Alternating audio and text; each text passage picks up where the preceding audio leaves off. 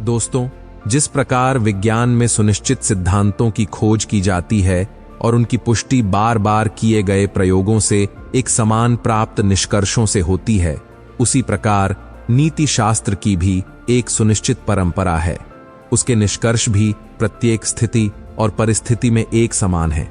इसलिए आचार्य चाणक्य ने नीति शास्त्र को विज्ञान कहा है। वे इस ज्ञान के द्वारा सर्वज्ञ होने की बात भी कहते हैं। यहाँ सर्वज्ञ होने का अर्थ है अतीत, वर्तमान और भविष्य का विश्लेषण करने की क्षमता प्राप्त कर लेना।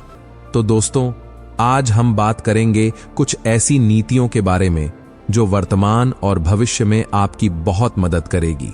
तो चलिए बिना देरी के वीडियो को शुरू करते हैं। जो व्यक्ति संसार से मुक्त होना चाहते हैं, उन्हें वासनाओं का त्याग विष के समान कर देना चाहिए। विद्यार्थी को विद्या प्राप्ति के समय पर घर से मोह नहीं रखना चाहिए। चाणक्य ने मनुष्य को जीवन का लक्ष्य बताते हुए कहा है कि जो व्यक्ति संसार से मुक्त होना चाहते हैं, उन्हें विष की तरह वासनाओं का त्याग कर देना चाहिए, अर्थात बेहिचक। जो नीच मनुष्य दूसरों के प्रति घृणा के कारण कठोर बातें बोलते हैं, वे नष्ट हो जाते हैं। कोई भी उनका सम्मान नहीं करता। चाणक्य इस संसार की विचित्र धारणाओं को व्यक्त करते हुए बताते हैं कि सोने में सुगंध नहीं होती, ईख पर फल नहीं लगता, चंदन के वृक्ष पर फूल नहीं लगते, विद्वान व्यक्ति के पास धन नहीं होता और राजा को प्रायः अधिक आयु नहीं मिलती। दोस्तों, यह बातें देखकर ऐसा लगता है कि परमेश्वर ने यह काम करते हुए बुद्धि का सहारा शायद नहीं लिया, अर्थात भूल तो किसी से भी हो सकती है। काश परमात्मा ने ऐसा किया होता। प्रभु की उपासना व्यक्ति को स्वयं करनी चाहिए। जैसे भूख और प्यास तभी शांत होती है जब आप स्वयं भोजन करते हैं और पानी पीते हैं। चाणक्य कहते हैं कि अमृत सबसे उत्तम औषधि होती है, क्योंकि इससे मृत्यु रोग से मुक्ति मिल जाती है। दोस्तों, सबसे बड़ा सुख भोजन की प्राप्ति है। ज्ञानेंद्रिय में सबसे उत्तम आंख है और शरीर के अंगों में सबसे श्रेष्ठ मनुष्य का सिर है। ब्राह्मण की विद्वता बताते हुए चाणक्य का कथन है कि आकाश में कोई गया नहीं, सूर्य चंद्रमा तक कोई पहुंचा नहीं, परंतु जिस विद्वान ब्राह्मण ने उनकी गति और ग्रहण से संबंधित ज्ञान दिया है और भविष्यवाणी की है, उसे विद्वान मानने में संकोच नहीं करना चाहिए।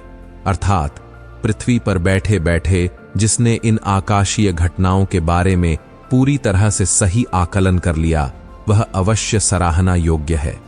मनुष्य को अपना वास्तविक स्वभाव नहीं छोड़ना चाहिए। यदि सांप विष रहित भी हो तो भी उसे अपने पर आक्रमण करने वालों को डराने के लिए फन फैलाते रहना चाहिए। चाणक्य ने अनेक स्थानों पर कहा है कि व्यक्ति को संसार में सतर्क होकर जीवन बिताना चाहिए।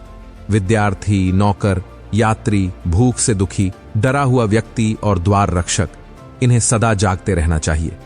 यदि इन्हें सोता हुआ देखें तो उन्हें जगा दें।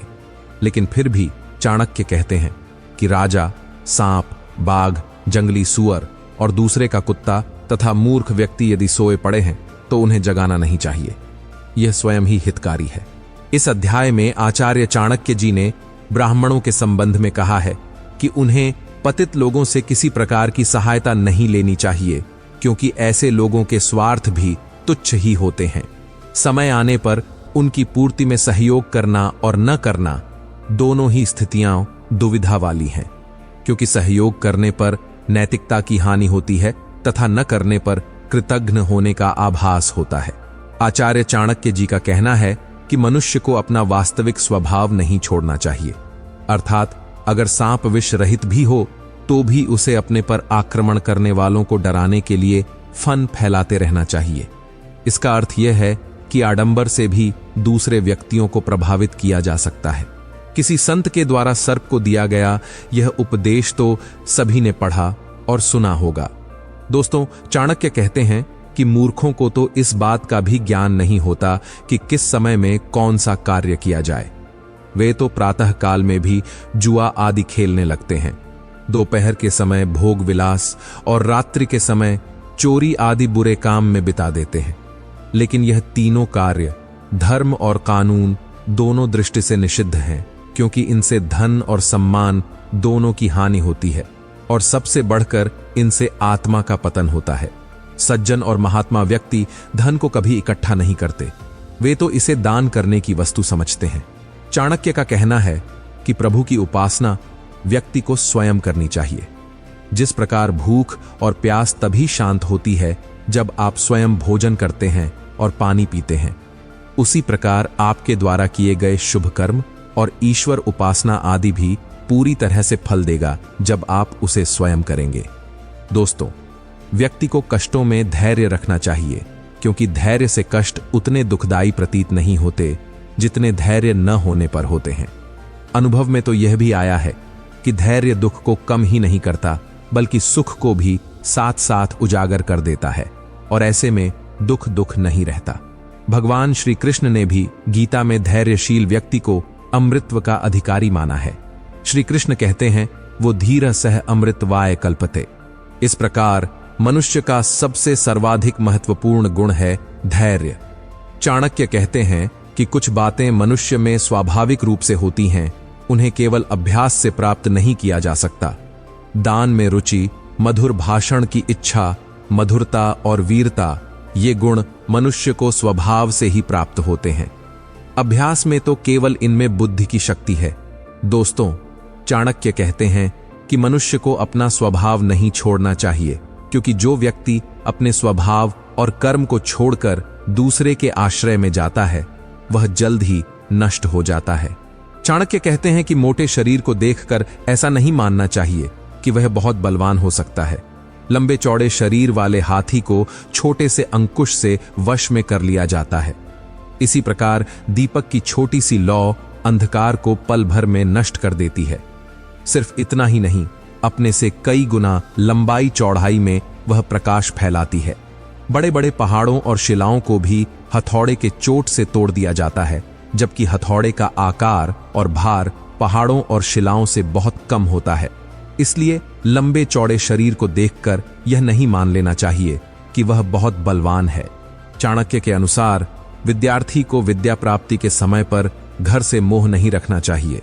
यदि वह घर के मोह में फंसा रहेगा तो उसे विद्या की प्राप्ति नहीं होगी। उनका कहना है कि दुष्ट व्यक्तियों को जितना भी समझाया जाए, वे तो दुष्ट ही रहते हैं, और उनको सज्जन बनाना उसी प्रकार असंभव है जैसे नीम के पेड़ को दूध, घी, चीनी आदि से सींचने पर भी उसमें मिठास पैदा नहीं की जा सकती। इसी संबंध में वे आगे भी कहते हैं कि जिस मनुष्य का अंतःकरण शुद्ध नहीं है, यदि वह अनेक बार भी तीर्थ यात्रा करता है तो भी वह पवित्र नहीं हो सकता। आचार्य चाणक्य जी का मानना है कि गुणों की श्रेष्ठता को समझना प्रत्येक व्यक्ति के वश की बात नहीं है। जो उसके गुणों को नहीं समझता, वह उसकी निंदा करने लगता है। विद्यार्थी के लिए कुछ और हिदायत देते हुए चाणक्य कहते हैं कि विद्यार्थी को काम, क्रोध, लोभ, मोह, खेल तमाशे और श्रृंगार तथा अधिक सोने से बचना चाहिए, क्योंकि ये दुर्गुण हैं और इनसे उनके मन में विक्षेप पैदा होता है। इनसे उनकी ऊर्जा व्यर्थ होती है, जिससे एकाग्रता पर असर पड़ता है। ब्राह्मण के संबंध में बताते हुए चाणक्य कहते हैं कि जो व्यक्ति कंदमूल फल खाकर भी अपना जीवन बिताता है, जो प्रतिदिन पितरों को श्राद्ध करता है, ऐसे ब्राह्मण को आर्षि कहा जाता है। इस प्रकार राशि वह है जो संयमी है और अपने पूर्वजों के प्रति उनके मन में सम्मान का भाव है। जो व्यक्ति एक समय के भोजन में संतुष्ट रहता है तथा अध्ययन अध्यापन का काम करता है, उसे द्विज कहते हैं।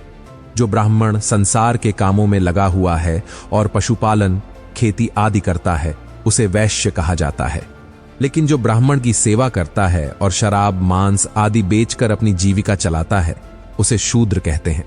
उनका कहना है कि ब्राह्मण का कर्तव्य यह है कि वह अन्य लोगों के कार्य सिद्धि में उनकी सहायता करे, दूसरों से छल कपट न करे। जो ब्राह्मण सार्वजनिक स्थान जैसे बावड़ी, मंदिर और पार्क आदि को अपवित्र करते हैं, उसे मलेच्छ कहते हैं। जो ब्राह्मण और विद्वानों के धन को चुरा लेता है, दूसरों की स्त्रियों का सम्मान नहीं करता है और सभी प्रकार के लोगों के साथ जीवन बिता लेता है, वह ब्राह्मण न होकर चांडाल है। अंत में चाणक्य कहते हैं कि सज्जन और महात्मा व्यक्ति धन को कभी इकट्ठा नहीं करते, वे तो इसे दान करने की वस्तु समझते हैं। वे इसका प्रयोग धर्म द्वारा यश प्राप्ति के लिए करते हैं। धन का प्रयोग अपनों पर और स्वयं पर भी नहीं करते। लेकिन ऐसा धन बहुत जल्दी नष्ट हो जाता है। तब जिसके पास पछतावा करने के अलावा कुछ भी नहीं बचता। दुष्ट के धन की गति विषय भोग में होती है। विषय भोग क्षणिक होने के कारण अपना फल भी उसी रूप से देते हैं। वे ही सुख दुख देते हैं। दोस्तों, आज के लिए इतना ही। वीडियो अच्छा लगा हो तो शेयर, सब्सक्राइब, लाइक जरूर करें। फिर मिलेंगे अगले वीडियो में। तब तक के लिए आप अपना ख्याल रखें।